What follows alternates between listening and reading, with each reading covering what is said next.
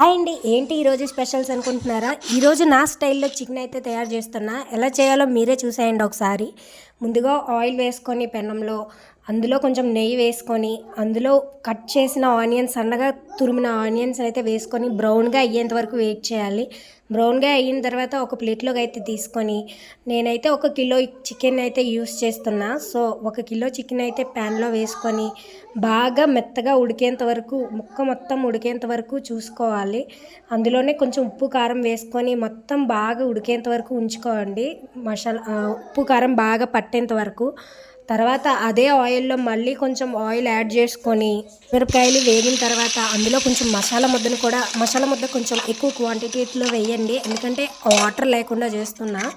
So, masala ముద్దని ఎక్కువగా క్వాంటిటీలో తీసుకొని అందులోని బాగా ఉడికిన తర్వాత మసాలా ముద్ద బాగా మగ్గిన తర్వాత ఉప్పు, కారం మనకి కారానికి తగ్గట్టుగా మనం ఎంత కారం తింటామో, ఎంత ఉప్పు తింటామో దానికి తగ్గట్టుగా ఉప్పు, కారం వేసుకొని ఇంకా బాగా మగ్గనివ్వాలి. తర్వాత ఆల్రెడీ ఉడికిన చికెన్ ముక్కల్ని తీసుకొచ్చి ఇందులో అయితే వేయాలి. తర్వాత నేను కొంచెం పుదీనా యాడ్ చేసా. సో, మీకు నచ్చితే యాడ్ చేసుకోండి, లేదంటే లేదు. సో, ఆయిల్‌లో ఉన్న కొంచెం వాటర్ క్వాంటిటీని యాడ్ చేసి ఇందులో అయితే వేసా కొంచెం గ్రేవీ కోసం.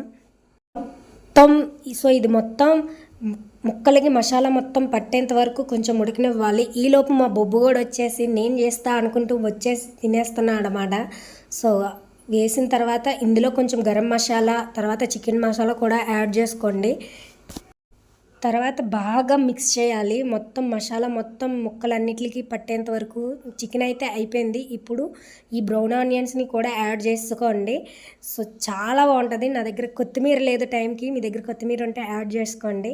తర్వాత చపాతీకి అయితే పిండిని ఆల్రెడీ రెడీ చేసి ఉంచా. సో, మీరైతే చపాతీ చేసుకోవడం మీకు అందరికీ ఎలాగో తెలుసు కదా. సో, ఆల్రెడీ నేను చేస్తున్నాం, మీరు కూడా ఒకసారి ట్రై చేయండి.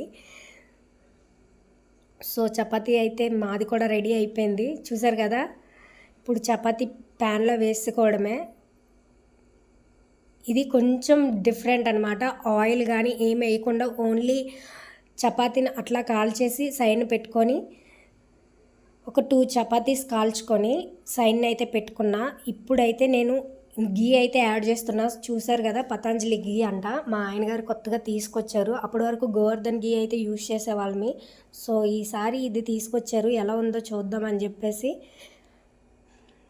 సో, మనది కొంచెం మిడిల్ క్లాస్ ఫ్యామిలీ కాబట్టి సో, కొంచెం రేట్ తక్కువైనది తీసుకొచ్చారనమాట. ఎలా ఉంటుందో చూద్దాం అని చెప్పి. సో, నేను చూస్తున్నారు కదా ఎలా అప్లై చేస్తున్నానో చపాతీలకి.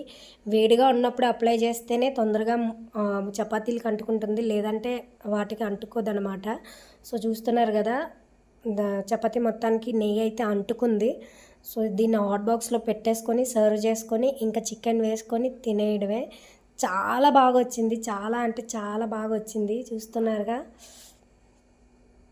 సో, ఎమ్మి టేస్ట్ అయితే వచ్చింది. చాలా బాగా వచ్చింది. రెస్టారెంట్ స్టైల్ లాగే వచ్చింది మ్యాక్సిమమ్.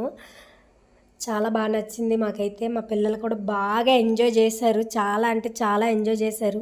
మీకు ఎలా అనిపించిందో కామెంట్ చేయండి. నచ్చితే నా ఛానల్ని సబ్స్క్రైబ్ చేసుకోండి. నాకు వచ్చినంత వరకు చేస్తున్నా. తప్పుగా అయితే అనుకోకండి, క్షమించండి. Thank you.